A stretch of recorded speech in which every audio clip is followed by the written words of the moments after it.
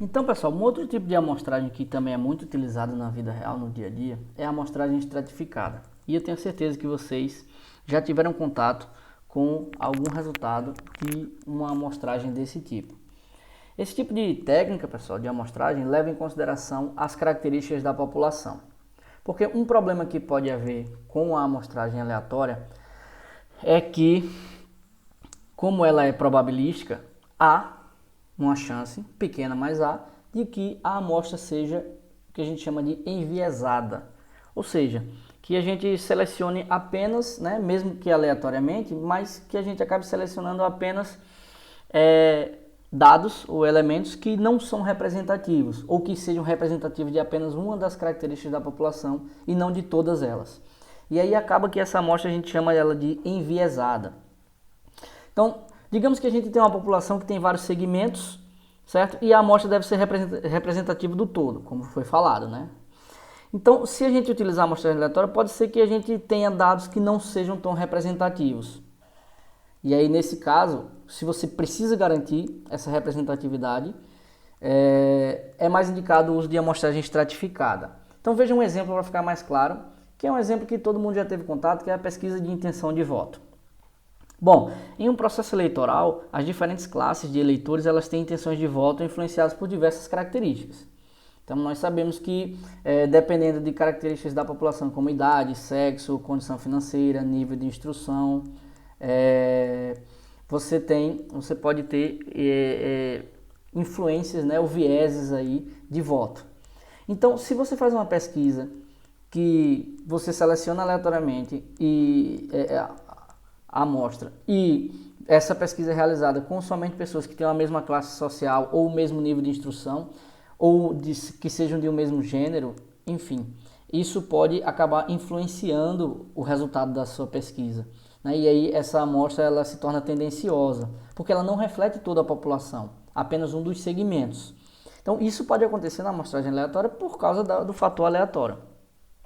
Então nesse caso a gente precisa de uma técnica de amostragem que consiga selecionar dentro de cada extrato, por isso que essa amostragem é chamada de estratificada, pessoas que tenham, né, características ali que representem cada um dos extratos, para que todos os extratos dessa população sejam representativos. E aí você consegue garantir que você tem uma amostra que é mais próxima do que seria a população, certo? Então essa é a ideia da amostragem estratificada, é você garantir que hajam representantes de todos os extratos da população. Qual é o método para realizar a amostragem estratificada? Bom, eu divido a população em grupos que tenham características similares, né? Eu divido a população em estratos, com base nas características que você quer que sejam consideradas na amostragem. Então a amostra estratificada ela vai assegurar que cada segmento da população seja representado. Por quê? Porque eu divido a população em estratos e aí eu seleciono aleatoriamente dentro de cada extrato um número de elementos, um número de observações, certo? E aí eu consigo ter representantes de todos os grupos, né, de forma aleatória, mas garantindo que todos os grupos sejam representados. Por exemplo, digamos que eu tenha aí, eu estou fazendo uma pesquisa para avaliar algum fenômeno dos meus alunos. E aí na escola eu tenho 3 salas de alunos. Se eu fizer uma amostragem aleatória, pode ser que eu selecione alunos de uma mesma turma. Todos os alunos da amostra sejam de uma mesma turma. E isso possa fazer com que a minha amostragem seja tendenciosa ou enviesada. Então, para garantir que eu tenha alunos de várias turmas, né, de todas as turmas, eu posso fazer uma amostragem estratificada. Então, eu divido os meus alunos por sala, que é o extrato que eu estou querendo considerar, é a característica que eu quero levar em consideração. E aí, o que é que eu faço? Eu seleciono aleatoriamente alguns alunos de cada um dos extratos, certo? Digamos que eu quero fazer uma pesquisa com 9 alunos aí desse exemplo. E aí eu dividia os meus alunos da escola em extratos por sala, né? E aí eu tenho aqui os alunos da sala 1, os alunos da sala 2, os alunos da sala 3. E o que é que eu faço? Eu seleciono aleatoriamente usando a mesma função random sample. Da sala 1 eu seleciono aleatoriamente 3 alunos, da sala 2 3 alunos, da sala 3 3 alunos.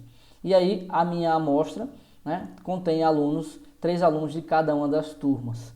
Com isso eu consigo garantir que a minha amostra, mesmo sendo aleatória, ela é representativa do todo, porque eu tenho alunos de cada uma das salas e assim eu evito ter o viés que possa haver naturalmente dentro de uma mesma sala. Porque se era possível que, se eu selecionasse aleatoriamente, dentro do conjunto de todos os alunos, eu tivesse alunos de um mesmo extrato e assim eu poderia ter algum viés aí de representatividade. Um terceiro tipo de amostragem que tem sido utilizado também é a amostragem sistemática, né? Que é aquela na qual é a ideia? Você atribui um número a cada membro da população, assim como você faz na amostragem aleatória. E aí os membros são então ordenados segundo algum critério de ordenação, certo? E aí um número inicial é selecionado aleatoriamente. E aí os membros da amostra vão ser selecionados em intervalos regulares a partir do número inicial. Por exemplo, eu quero fazer uma contagem do número de pessoas por residência em uma determinada região. Só que eu não consigo avaliar todas as residências, certo? Então o que é que eu posso fazer? Eu posso designar um número diferente para cada residência. Digamos que as residências levam um número de 1 a n.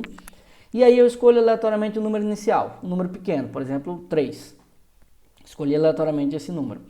Então, a partir da casa 3, a cada 10 casas eu faço a contagem do número de pessoas na residência. Então eu verifico a casa 3, depois a casa número 13, depois a casa número 23, 33 e por aí vai.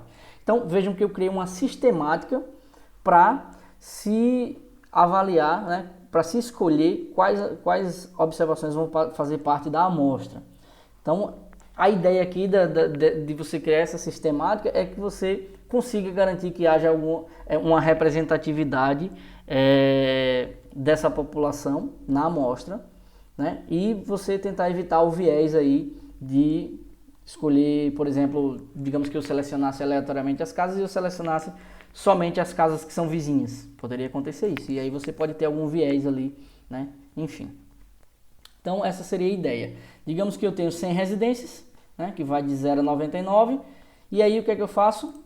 Eu, tá aqui o número das residências, atribuo um número de 0 a 99 e eu preciso selecionar apenas 10 residências para fazer a avaliação, fazer a contagem. Então, o que é que eu faço? Eu posso, né, seleciono uma casa, por exemplo, eu posso começar da casa 0, e a partir da casa 0, a cada 10 casas eu avalio quais serão, né, quais irão compor a amostra e quais eu farei, né, a avaliação do fenômeno, a observação do fenômeno. Então, nesse caso, eu selecionei as casas 0, 10, 20, 30, 40, 50, 60 e por aí vai. Então, vejam que o estatístico, né, a pessoa que está analisando os dados, ela é quem cria a sistemática, e isso não é uma regra.